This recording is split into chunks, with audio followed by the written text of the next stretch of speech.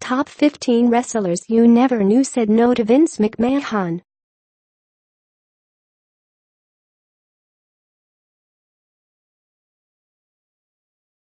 If you are brand new to our channel, we invite you to take a moment to subscribe. Just click on the lit red button as well as the gray bell. Why the bell? Well, it will let you know every time we post a new video. 15.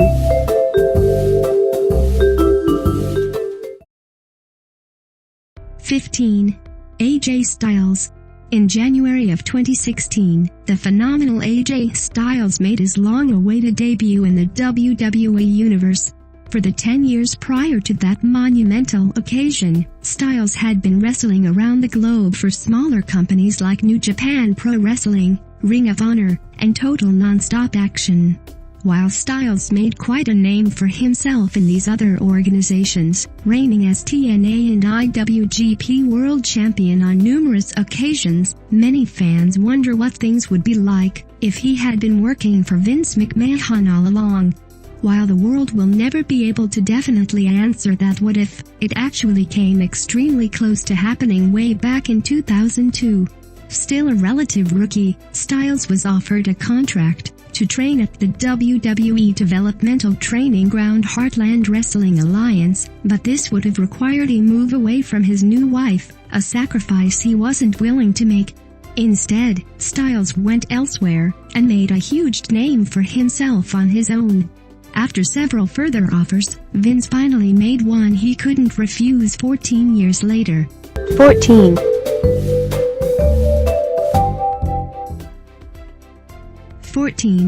Kenny Omega. Even if you've never watched a single second of wrestling outside of the WWE Universe, there's a good chance the name Kenny Omega has been on your radar in recent months. In some respects, Omega is currently the biggest star in New Japan Pro Wrestling, where he reigns as the IWGP United States Champion, and serves as the latest leader of Bullet Club.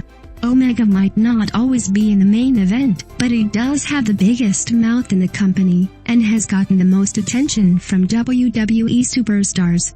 John Cena posted his picture on Instagram, Triple H mentioned him in an interview with ESPN, Chris Jericho made his long-awaited return to Japan, just to wrestle the guy, and oh yeah, Vince McMahon offered him 3 separate contracts in 2015, all of which Omega turned down.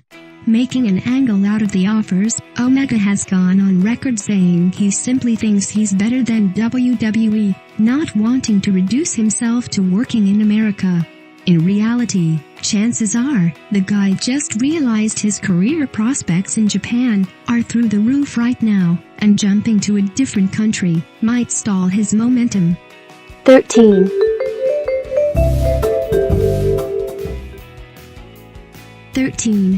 Manny Fernandez. Especially in a world where WWE has entirely cornered the pro wrestling market, it would be wholly understandable for younger fans not to know all that much about Manny Fernandez. Not that they aren't missing out, as the Raging Bull was one of the preeminent baby faces of numerous NWA territories back in the 80s, and he twice reigned as tag team champion with 2 future Hall of Fame partners in Dusty Rhodes and Rick Rude. The one thing Fernandez never did in his career was leave NWA to work for Vince McMahon, although he has recently claimed Vince McMahon did indeed make him at least one offer. In classic Vince McMahon fashion, though, he wanted the proud former champion to dig into his Raging Bull moniker and wear a giant Goofy Bull's mask. For anyone needing a visual, though Manny himself didn't make the connection, it's very possible this idea soon turned into Mantor. Not wanting to look like a moron in a cow's head, no offense Mike Halleck, Manny not only told Vince no, but he claims he told the chairman to outright F himself, possibly the most emphatic refusal on this list.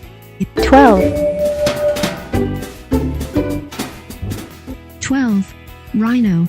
When Rhino first arrived in WWE, he was a pretty big deal, whether fans realized it or not, as the final wrestler to hold either the ECW World or Television Championships. For this reason alone, whenever WWE decided to revive the ECW brand for another pay-per-view, TV show, or nostalgic angle, it made perfect sense the Man-Beast would be one of the first people they called to help out. In line with this logic, Rhino did indeed appear at the first WWE One Night Stand event, despite having recently been fired from the company proper. The next year, WWE were looking to forgive and forget 2 times over, and possibly hire Rhino back full-time to get involved with the revived ECW brand, only for him to turn down Vince McMahon in a major way. At the time, Rhino was working for Total Non-Stop Action, and he made it very evident he'd rather stay where he was than go back to working for Vince. What's less clear is if he regrets the decision at all, considering it's 12 years later, and he's back working for WWE.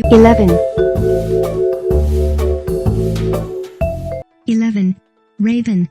Being an extremely stubborn individual, it can be almost impossible to convince Vince McMahon he's wrong about something, no matter how absurd the opinion may be. Like, for example, that a highly motivated athlete who just wants to wrestle should instead be behind the scenes working as a producer. Not even Raven is really sure why Vince misread him in this fashion, but it was very clear that back when the ECW champion was known as Johnny Polo, his employers simply didn't want to see him inside the ring. Time and again, Raven would beg them to let him show his stuff between the ropes, only to get promoted backstage and receive the cushier office jobs, which he found easy albeit extremely boring. These differing opinions culminated in Raven getting offered a 6-figure job that would have made him pretty much set for life, at least by his estimation, only for him to turn it down, and instead leave WWE entirely, so he could work somewhere that actually let him in the ring. 10. 10. Sting. Until he finally took the plunge in 2014, most sources were in agreement that Sting was the biggest star in wrestling ever to work for the WWE Universe. That said, any statements like this always came with the caveat that it wasn't for lack of interest, as WWE contacted the 9-time WCW World Champion at least once shortly after Vince McMahon purchased the Stinger's former place of business. However, it was seeing how WWE handled the much maligned invasion angle that made Sting realize the company might not be for him. Specifically, a moment where The Rock cut off Booker T to ask his trademark question, "Who in the blue hell are you?" offended Sting, feeling his former colleague shouldn't need to answer such a thing. In general, Sting was worried that McMahon would do something to damage his character and legacy, preferring to work for TNA, where he felt his history would receive more respect. 9. 9. Davari. Given how often WWE goes down the controversial well to get viewers interested, there should be no surprises to the fact they once tried going further than the wrestlers involved were willing to take them. Well, maybe it's a little surprising actually, in that the wrestler who turned them down had previously been no stranger to controversy, serving an integral role in one of the most political and heated angles in company history. As the partner and manager of Muhammad Hassan, Shawn Davari spoke regularly about how the United States was far from a perfect country. Even after Hassan was released from the company, Davari stuck around and continued spouting low-key anti-American beliefs as the manager of Kurt Angle.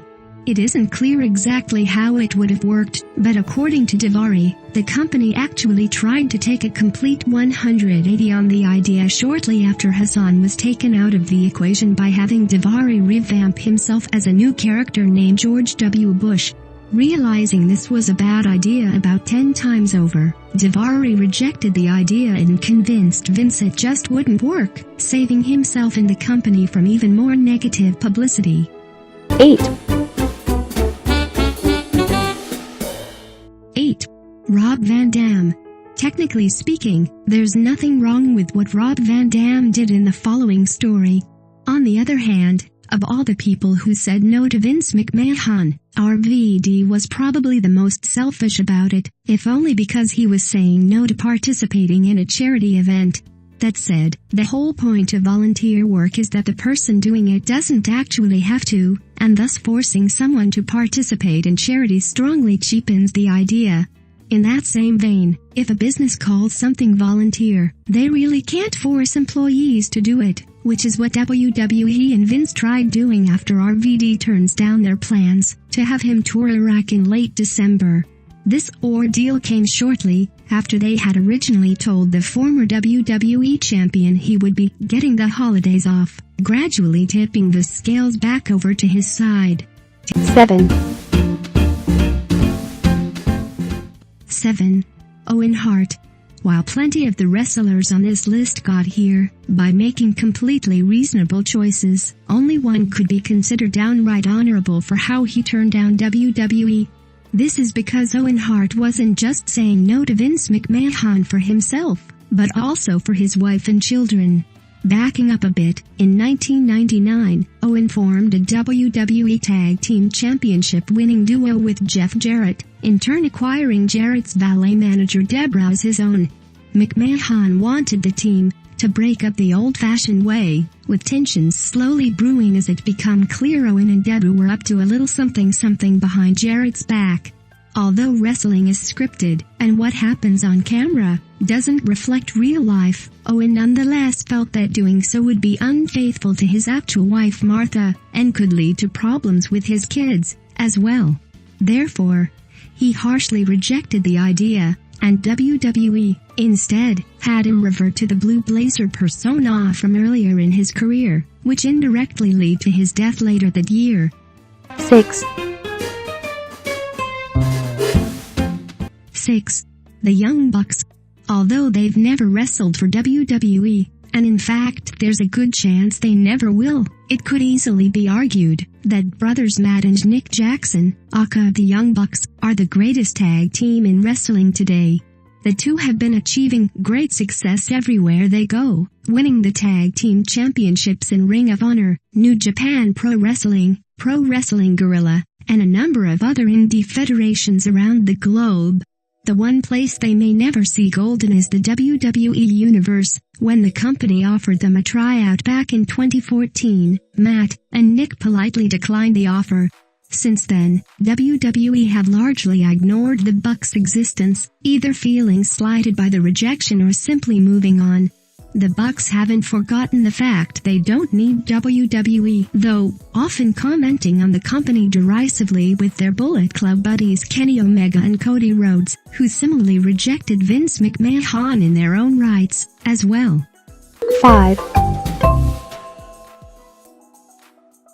5. Chris Jericho. Promising the WWE Universe a new millennium of excellence, Chris Jericho was a huge star from the moment he made his debut on Raw as Jericho. From there, Y2J won just about every title the promotion has to offer, but it may never have happened if he signed with the company the first time they made him an offer. Before making a name for himself in WCW, or even achieving minor notoriety in ECW, Jericho claimed that WWE offered him a very strange role that not even he could have taken to international fame. Based on the fact Jericho's father, Ted Irvine, was a moderate hockey star in the 60s and 70s, Vince McMahon felt he would be the perfect wrestler to portray a jersey-wearing, stick-carrying character he had recently devised. Recognizing that this goofy character could pigeonhole him forever, Jericho tried out those other companies first, and proved he was no mere goon, the name given to a similar hockey-playing wrestler portrayed by Bill Irwin. 4. 4. Bret Hart. For the most part, the wrestlers on this list who said no to Vince McMahon suffered almost no consequences. That wasn't really the case for Bret Hart, whose refusal sparked one of the most controversial moments in WWE history. Of course, Vince was the one who exhibited some seriously questionable behavior, conspiring with Shawn Michaels to take the WWE Championship away from Hart at Survivor Series 1997 without the Hitman's approval. However, this was only necessary because Hart refused to lose to HBK in the first place, despite Vince practically getting on his hands and knees and begging Hart to do so. The situation was a whole lot more complicated than the typical case of a wrestler not wanting to lose their gold, as Hart had a problem with HBK specifically, and the fact the show was taking place in Canada also played a major role. All that matters for the purposes of this list, though, is that it all began with Hart giving Vince a firm no when asked to do his job. 3. Shawn Michaels. In many respects, there was nothing different between Bret Hart's request not to lose the WWE Championship to Shawn Michaels, and the behavior HBK was regularly displaying when wearing that same title.